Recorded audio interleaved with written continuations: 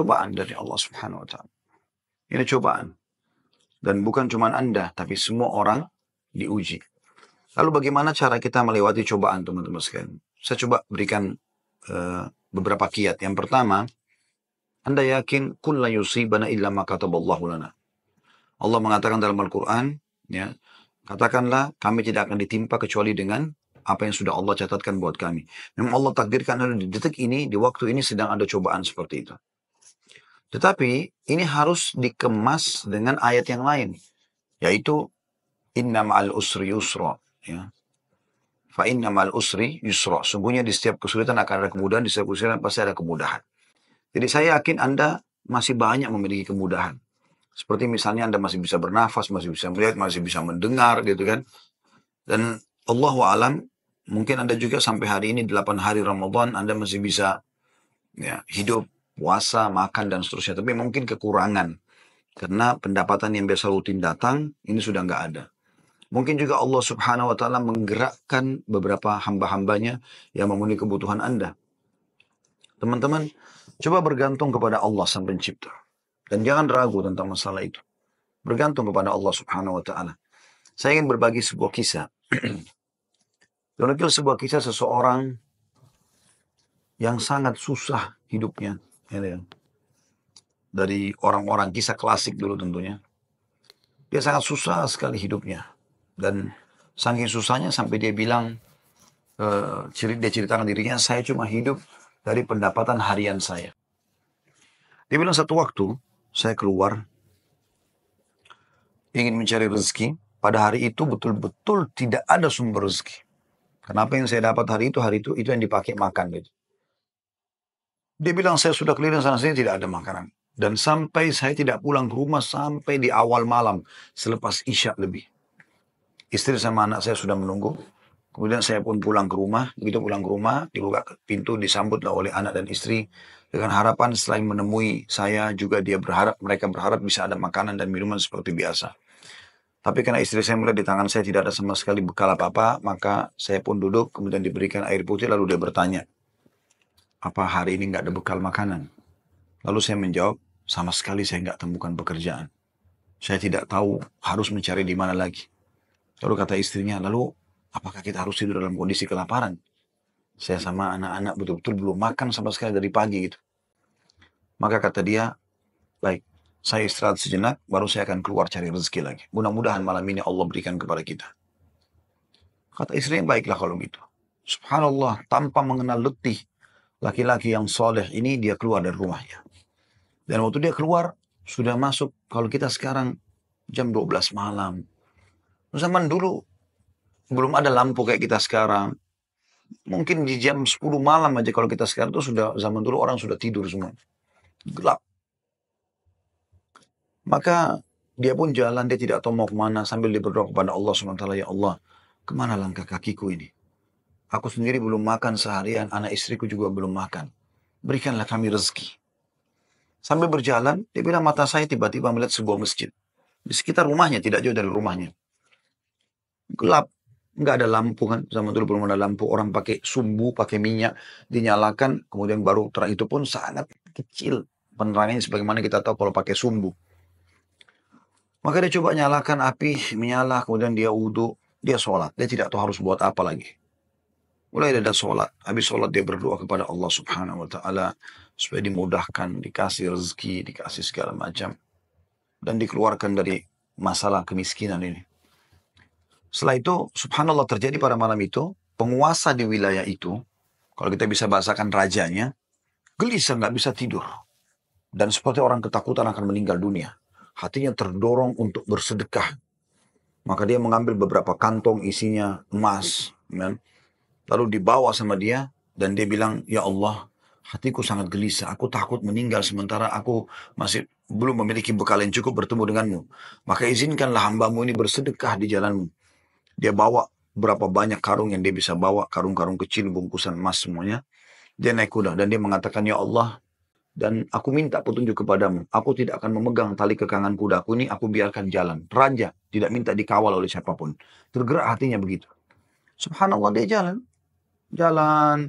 Subhanallah, ya, Maha Suci Allah, kisah nyata ini menjelaskan, Kudanya berhenti di masjid yang ada orang soleh tadi yang susah itu.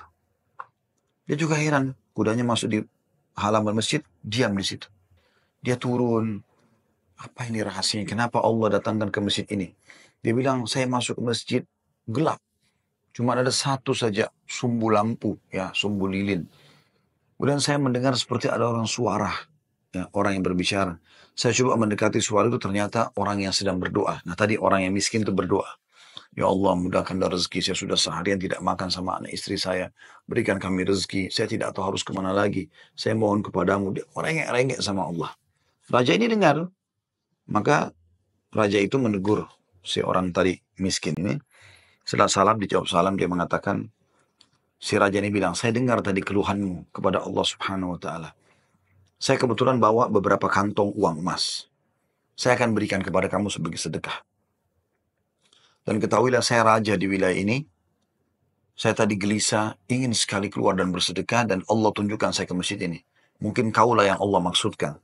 Dia bilang, lalu saya akan berikan kepada kamu uang ini sebagai eh, apa sedekah di jalan Allah Subhanahu wa Ta'ala antara kita berdua, dan yang ketiganya Allah. Dan saya berharap apapun yang kau butuhkan, datanglah ke istanaku setiap saat. Saya yakin Allah yang menggerakkan saya bertemu dengan kamu. Subhanallah, orang miskin ini luar biasa kalau punya keimanan. Apa yang dia bilang? Wahai Tuhan, kalau seandainya saya pun masih punya kebutuhan selain apa yang Anda akan berikan kepada saya ini, maka saya tidak akan datang minta kepada Anda. Tapi saya akan minta kepada Allah yang telah mengirim Anda datang kepada saya. Closing kisah ini coba diambil pelajaran baik-baik. Ada kisah yang lain, ini dihadiri oleh Imam At-Tabari. Menukil kisah ini, pada saat itu Imam Tabari masih muda gitu. Ada seorang yang sangat tua di Mekah. Dia menaungi kurang lebih 8 orang wanita. Cuma dia sendiri laki-laki. Seingat saya dalam kisah itu disebut ada 4 anaknya perempuan. Ada istri dia bertelimah. Ada mertua dia 6. Kemudian ada 2 saudari dia perempuan. 8. Ya. Sama dia 9 orang. Jadi 8 wanita. Semuanya miskin. Hidup hanya dari hasil orang ini. Dan orang ini sudah tua. Umurnya 60 tahun, hampir 70 tahun. Ringkas cerita teman-teman sekalian. At-Tabari menceritakan karena dia bilang, saya hadir dari awal kisah ini, maka saya coba ceritakan. Dia bilang ada seseorang yang tua, miskin. Saya melihat lalang di sekitar Masjidil Haram di Mekah ya, di musim haji. Dia coba mencari sesuap nasi gitu kan. Kata Imam Tabari. Kemudian dia tidak temukan. Lalu dia pulang ke rumahnya. Imam Tabari tertarik untuk mengikuti orang ini sampai akhirnya tiba di rumahnya. Dan dia lihat keadaannya orang ini susah, miskin sekali gitu.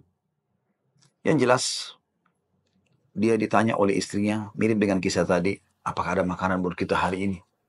Kebetulan waktu itu awal Ramadan di Mekah. Mereka tadi sahur, tidak ada makanan, sekarang mau buka puasa juga nggak ada makanan. Maka dia bilang, saya sudah coba tadi keliling mencari makanan buat kita buka puasa, tapi nggak ada. Kemudian dia bilang, coba saya keluar lagi. Keluarlah orang tua ini, jalan jauh dari rumahnya. Apa kira-kira yang harus dia lakukan? Dia harus kerja kemana? Sambil memunajat kepada Allah, ya Allah berikanlah rezeki. Sampai karena dia capek, dia duduk di sebuah pohon, dibawa sebuah pohon. Kemudian dia sengaja, tangannya dia menyentuh tanah yang ada di situ. Kemudian dia menyentuh seperti satu barang keras gitu. Waktu dia lihat ternyata ada kotak di sebelah dia. Dia tidak perhatikan waktu pas mau duduk. Dan kotak ini biasa dipakai untuk ngisi emas gitu. Maka dibukalah sama dia. Kotak tersebut ternyata betul ada emas dalam. Banyak sekali. Kalau saya tidak salah waktu itu 1000 keping emas ya. Maka dia pun melihat membuka. Ini harta yang luar biasa. Di siang hari nggak ada orang di bawah pohon. Gitu kan. Dia lihat kiri kanan. Tidak ada pemukiman masyarakat. Di pinggiran sekali. Gitu kan. Maka diambil sama dia, dibungkus dengan rapi pada saat itu dengan kainnya. Dan dia sempat berpikir, terlintas di benaknya, syaitan menggoda, gitu kan. Kau orang miskin, kalaupun kau tidak mau mengambil semua, ambillah minimal 1 batang emas, atau 1 koin dinar emas, ya, yang kau bisa infakkan untuk buka puasa keluargamu. Tapi dia melawan sambil dia mengatakan, nggak bisa, ini bukan hak saya. Kalaupun ini luqata ini seperti harta yang, apa namanya, harta yang ditemukan. Kan itu syaratnya harus teman-teman sekalian diiklankan selama setahun ya. Selama setahun Anda iklankan, kalau sudah setahun baru bisa mungkin jadi hak milik Anda. Ya. Yang jelas teman-teman sekalian, dia pulang ke rumahnya, lalu kemudian dia rencana tidak mau sampaikan kepada istrinya. Terus istrinya rupanya karena membuka pintu melihat ada di tangannya sesuatu, maka istrinya bilang, apa kau sudah bawa bekal buat kami? Kata dia, nggak ada. Lalu kemudian dia mengatakan, tapi apa itu? Di bawah bungkusan kainmu. Dia bilang, ini bukan urusan kamu. Dia bilang, saya minta atas sama Allah, jelaskan apa itu. Karena istrinya membawa nama Allah, maka dia mengatakan ceritanya begini tadi. Istrinya perempuan miskin, dengar emas gitu kan. Perempuan kaya saja dengar emas mungkin tertarik, apalagi yang miskin yang susah gitu. Maka dia mengatakan, kalau gitu kita bisa gunakan, karena kita orang miskin dan itu harta yang kau temukan. Kata dia, tidak demi Allah. Kalaupun ini kita bisa gunakan setelah 1 tahun kita iklankan. Tidak boleh sembarangan. Maka istrinya bilang, kalau begitu, mirip dengan tadi godaan awal syaitan. Kalau begitu minimal ambil 1 koin dirhamnya, dinarnya. Kita pakai buka puasa. Halal buat kita sekarang, kita ini miskin sekali, nggak bisa apa-apa. 8 orang kau harus naungin sekarang. Dia bilang, tidak demi Allah. Kalau seandainya kau sentuh kotak ini ada yang kau ambil, demi Allah kau saya ceraikan. Istrinya kaget dengan kata-kata itu, akhirnya dia lihat keseriusan suaminya tidak berani juga. Disimpanlah di rumahnya. Akhirnya tiba waktu buka puasa, mereka buka puasa apa adanya, air putih saja. Roti-roti kering ada di rumah, itulah yang dimakan sudah. Besok pagi, selepas sholat subuh di Masjid Haram, orang tua ini pas keluar, ternyata ada satu orang dari Khurasan. Khurasan ini dari wilayah Irak sama Iran sana ya.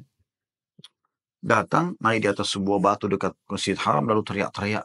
Nah, dia mengatakan, wahai muslimin, wahai orang-orang yang sedang haji, wahai hamba-hamba Allah, saya kehilangan sebuah kotak emas, kotak isinya 1.000 dirham emas, 1.000 dinar emas. Siapa yang menemukan, tolong kembalikan kepada saya dan semoga Allah balas kebaikannya dengan pahala dan pengampunan dosa, peninggian derajat dan seterusnya. Rupanya si orang tua ini dengar, kotak ini dia yang temukan kemarin. Tapi dia juga butuh. Maka dia mengatakan, wahai Khurasani. Khurasani kayak orang dari Khurasan. Dia tahu ini dari Khurasan. Mungkin dari face wajahnya gitu kan. Mirip-mirip orang Khurasan. Wahai Khurasan. Kalau ada orang yang temukan, berapa kau kasih dia? Kemudian kata orang tersebut gitu kan. Khurasan itu, berapa kira-kira dia minta? Kata orang tua ini, minimal kau kasih dia setengahnya. Kata orang Khurasan, tidak bisa. Kalau begitu, kasihlah berapa yang kau mau. Mungkin 1/10-nya. 10% maksudnya. Kata orang Khurasan, tidak bisa. Dia kembalikan karena Allah, dan saya doakan supaya dapat pahala di sisi Allah. Dia miskin. Ini hari kedua Ramadan. Sahur dan buka puasa kemarin pas-pasan cuma dengan roti kering dengan air putih. Sudah tua, umurnya hampir 70 tahun. Mau kerja di mana? Di rumahnya sudah ada emas yang begitu banyak. Godaannya luar biasa. Ya.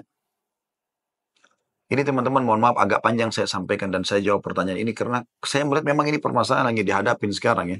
Dan butuh jawaban secara keimanan. Apalagi tadi penanya tadi minta semacam motivasi apa yang bisa disampaikan. Jadi saya harus menyampaikan kisah ini. Mudah-mudahan teman-teman yang sedang menghadapi PHK, lagi susah kayak tadi ibu ini berkeluh kesah, suaminya hanya kuli bangunan, sekarang lagi berhenti dan segala macam. Insya Allah diberikan jalan keluar. Baik, kita kembali ke kisah tadi teman-teman sekalian. Maka orang ini pulang ke rumahnya lalu dia mengatakan, wahai istriku, aku sudah temukan pemilik emas ini. Kata istrinya, alhamdulillah kalau begitu. Bagaimana perkembangan?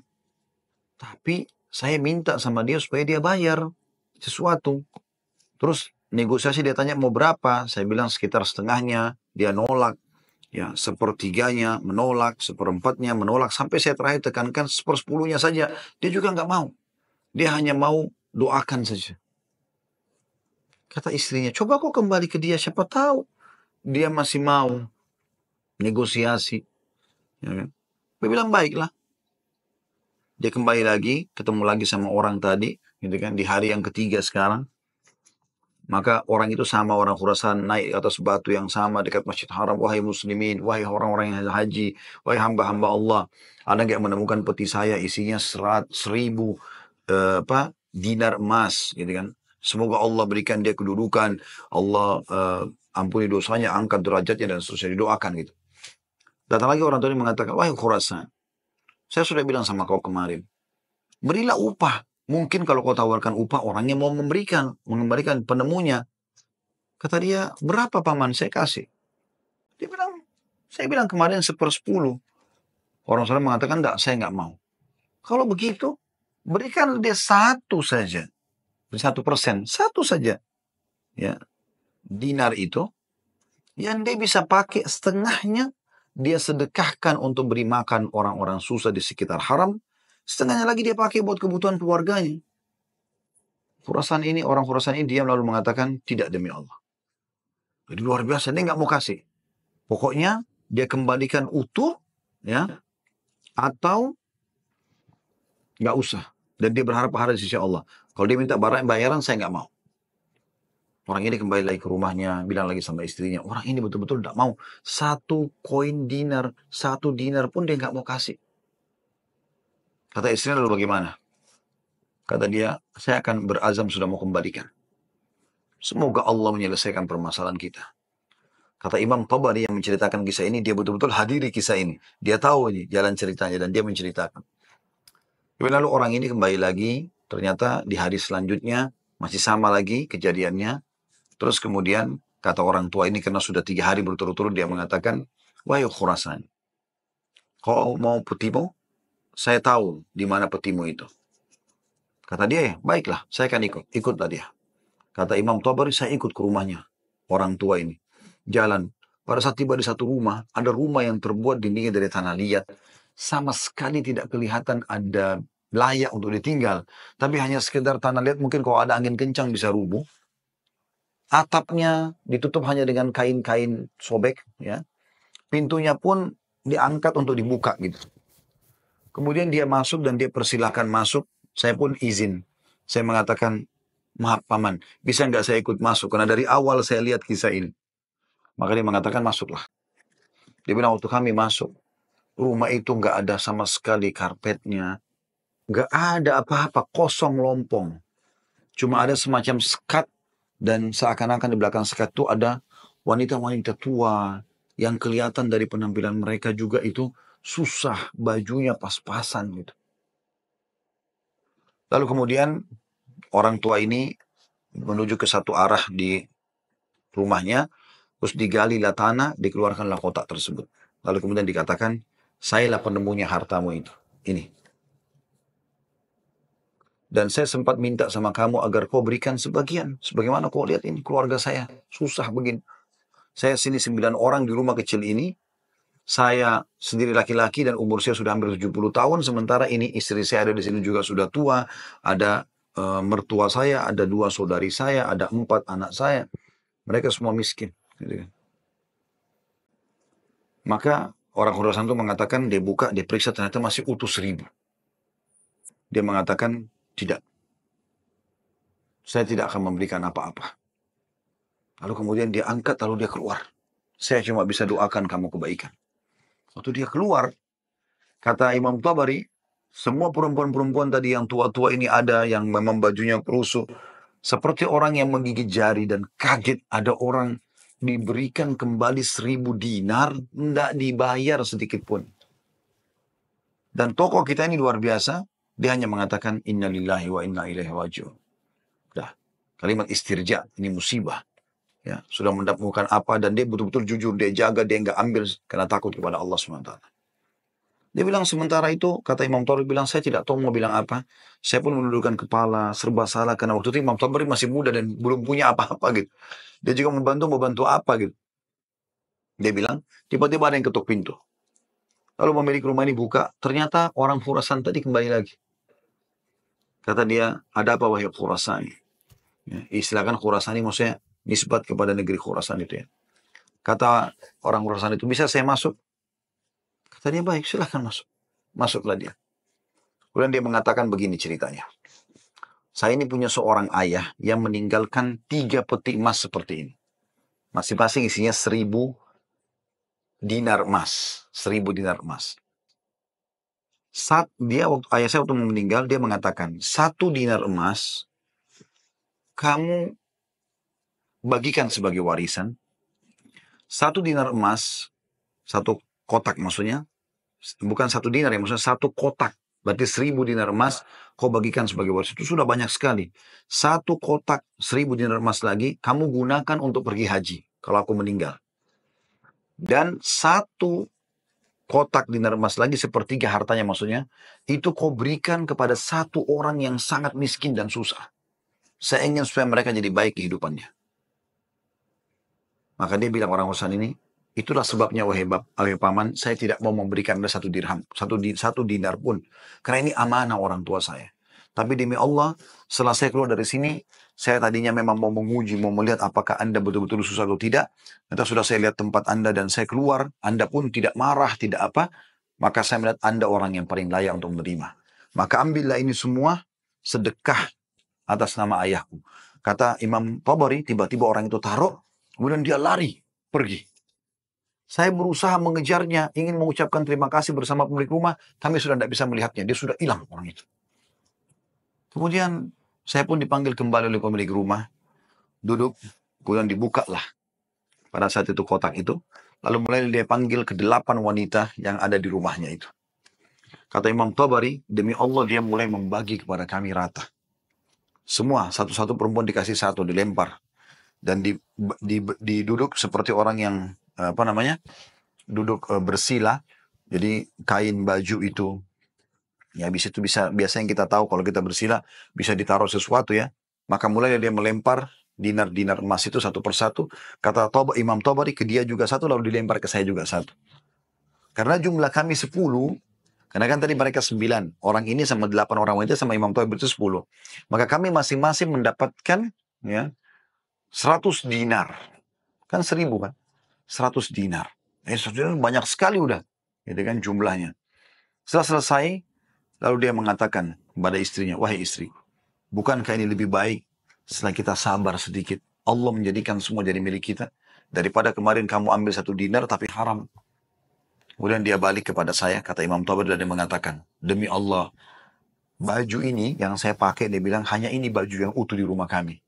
Sebagaimana kau lihat baju-baju ini semua yang dipakai oleh keluargaku, tidak ada yang layak dipakai sholat. Jadi kalau waktu sholat tiba, saya sholat dulu, kemudian saya sembunyi di satu tempat, baju ini saya buka, dipakai oleh istri saya, dipakai sholat. Habis itu dibuka, dipakai sholat oleh mertua saya, dibuka, dipakai sholat oleh saudari saya, oleh anak saya. Satu baju. Kata Imam Tabari, saya berterima kasih padanya, kemudian saya pergi.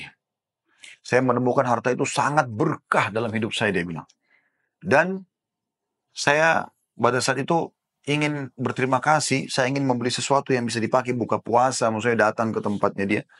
Saya temukan ternyata perempuan-perempuan yang tadinya mereka bajunya kumuh, sudah berganti baju, mereka bawa makanan-makanan, mereka buka puasa dengan light. Kemudian saya pulang, dia bilang, kata Imam Tabari. Beberapa tahun kemudian saya datang lagi ke Mekah, saya datang ke alamat yang sama, rumah itu sudah tidak ada, saya cari tahu ternyata orang tua ini sudah meninggal, dan saya temukan anak-anaknya yang perempuan 4 itu, semua menikah dengan tokoh-tokoh masyarakat Mekah, orang-orang kaya, dan keluarga mereka menjadi orang yang mampu semuanya. Butuh kesabaran akhi dan ukhti. Yakinlah, Allah tidak akan membuat kita susah. Allah tidak ingin itu. Tapi cobaan lagi datang, apalagi bukan kepada Anda sendiri. Selanjutnya juga saya sarankan sunnah Nabi SAW, kalau kita sedang diberikan cobaan, lihat orang yang di atas kita. Lihat orang yang lebih susah.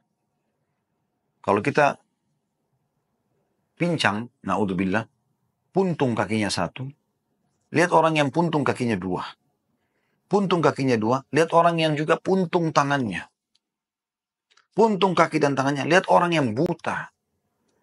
Selalu orang yang lebih susah. Sehingga kita selalu tahu nikmat Allah begitu besar kepada kita.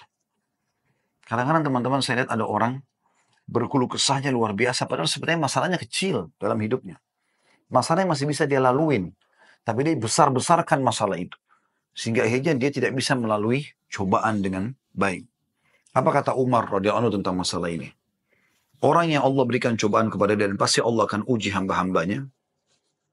Sebagaimana Allah jelaskan dalam surah Al-Baqarah, ya, ayat 155 ya. A'udzubillahi minasyaitonirrajim.